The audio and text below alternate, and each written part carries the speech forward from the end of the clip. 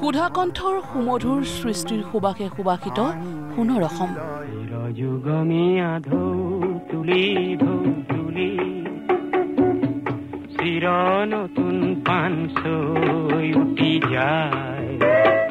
সংগীত সূৰ্যৰ জন্ম শতবাৰ্ষিকীক লৈ ওলাহে নধৰা মন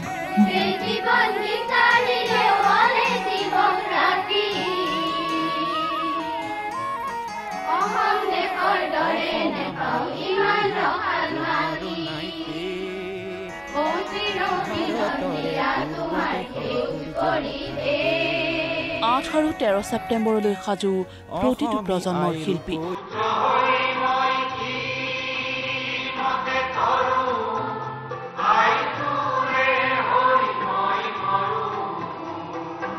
ডক্টৰ ভূপেন হাজৰিকা অসম আৰু অসমীয়াৰ বাবে আবেগ আৰু প্ৰেৰণাৰ অন্য নাম সেইজন মহিমামণ্ডিত বিশ্ববিখ্যাত শিল্পীৰ জন্ম শতবাৰ্ষিকীলৈ মাজত মাত্ৰ 4টা দিন সুধাকণ্ঠ ভাৰত ৰত্ন ডক্টৰ ভূপেন হাজৰিকাৰ চিৰযুগমীয়া গীতবোৰ পুনৰ বাজি উঠিছে অসমীয়াৰ বুকুৱে বুকুৱে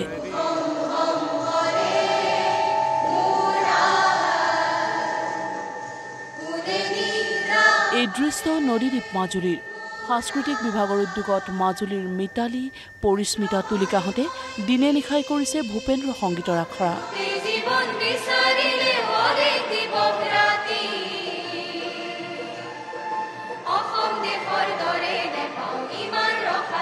বিশ্ববিশ্ৰুত শিল্পী ভূপেন হাজৰিকাৰ কালজয়ী গীত 13 ছেপ্টেম্বৰত গুৱাহাটীত পৰিৱেশন কৰিব দেশৰ প্ৰধানমন্ত্ৰীৰ সন্মুখত সেয়েহে এনে সীমাহীন ব্যস্ততা মাজুলীৰ পৰিস্মিতা কিংবা তুলিকাহঁতৰ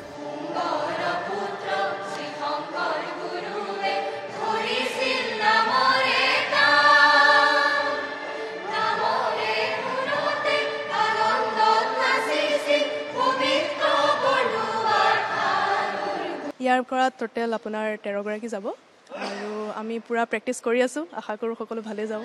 ধুনীয়া হৈছে আৰু মানে কি আমাৰ গায়ক গায়িকাসকলে খুব সুন্দৰকৈ খুব কম সময়ৰ ভিতৰতে গানখিনি ল'ব পাৰিছে আৰু আমি আশা ৰাখিম এই মানে পৃথিৱীৰ বিখ্যাত বৰেণ্য শিল্পীগৰাকীক আমি সকলোৱে শ্ৰদ্ধা জনাবলৈ পাই আমি বহুত আনন্দিত আৰু মাজুলীবাসীক আমি ধন্যবাদ জনাব লাগিব খুব মানে একমোডেশ্যন খুব ধুনীয়া সংগীত সূৰ্যৰ চিৰসেউজ সৃষ্টিৰে গুঞ্জৰিত তেজপুৰৰ জ্যোতি ভাৰতী 13 ছেপ্টেম্বৰত গুৱাহাটীৰ খানাপাৰাত ৰাজ্য চৰকাৰে অনুষ্ঠিত কৰিবলগীয়া জন্ম শতবাৰ্ষিকীৰ বৰ্ণিল অনুষ্ঠানত ভাগ ল'বলৈ এইদৰে সাজু হৈছে উষানগৰীৰ শিল্পী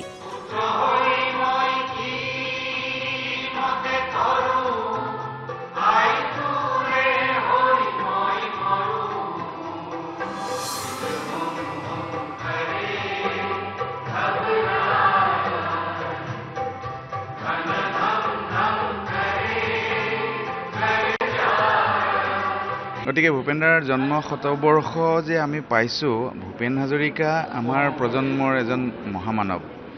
মহাপুৰুষ বুলি ক'লেও ভুল নহয় বঢ়াই কোৱা নহয় গতিকে ভূপেন্দ্ৰৰ যিটো বিশ্বজনীন চেতনা বিশ্ব প্ৰবাহত উটি ভাহি যোৱা যি বীক্ষণ চিন্তন এই সকলোবোৰক এটা পূৰ্ণতা প্ৰাপ্তিৰ দিশে তেওঁ অসমীয়া সমাজ জীৱনক অসমীয়া সংস্কৃতিক আৰু তেখেতৰ গুৰু জ্যোতিপ্ৰসাদ আগৰৱাল আৰু বিষ্ণুপ্ৰসাদ ৰাভাৰ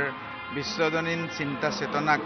তেওঁ বিশ্ব প্ৰবাহলৈ লৈ যোৱা এগৰাকী খনজন্মা পুৰুষ তেওঁৰ জন্ম শতবৰ্ষ উদযাপন কৰিবলৈ পোৱাটো আমাৰ প্ৰজন্মৰ মানুহৰ কাৰণে এটা সাংঘাতিক ধৰণৰ সৌভাগ্যৰ কথা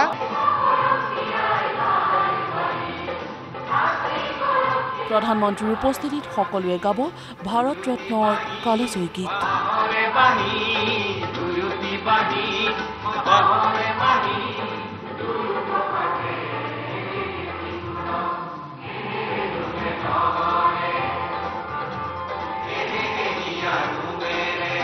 প্ৰধানমন্ত্ৰী নৰেন্দ্ৰ মোদী ডাঙৰীয়া আহিব 10,000 মানুহ দৰ্শক গোট খাব আৰু 1,000 শিল্পীয়ে অসমৰ 1,000 শিল্পীয়ে এটা সমবেত সংগীত পৰিৱেশন কৰিব দীঘলীয়া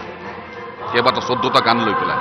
আৰু সেই প্ৰস্তুতি চলি আছে সমগ্ৰ অসমত আৰু শোণিতপুৰতো এই প্ৰস্তুতি চলিছে পূৰ্ণদমে আমি আশা ৰাখিছোঁ শোণিতপুৰৰ যিসকল শিল্পীয়ে তাত গীত পৰিৱেশন কৰিবলৈ যাব তেখেতসকলে সুন্দৰকৈ গীতটো পৰিৱেশন কৰিব পাৰিব।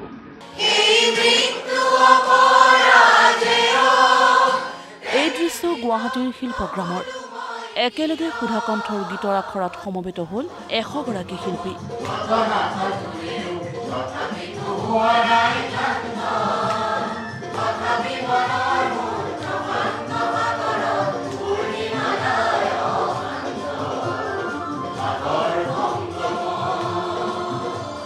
গুৱাহাটীৰ শিল্পীসকলো 13 ছেপ্টেম্বৰৰ সেই ঐতিহাসিক ক্ষণৰ সাক্ষী হৈ ৰ'ব। 1000 শিল্পীৰ সৈতে সমস্তৰে গুণগুণাব সংগীত সূৰ্যৰ চিৰসেউজ গীতবোৰ।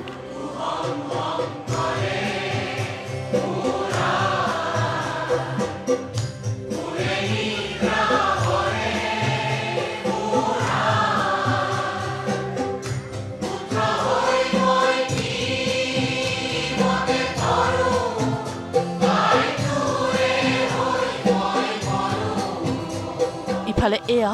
উত্তৰ গুৱাহাটীৰ পৰিৱেশ। 3 শতাধিক ছাত্ৰীয়ে একেলগে গাইছে অসম আমাৰ ৰূপহী গুণৰ নাই শেষ গীতটি।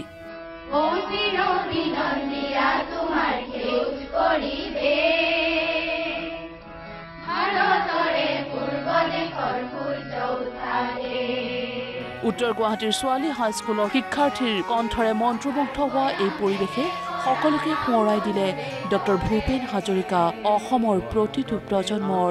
হাড়ে হিমজুৱে প্ৰবাহমান।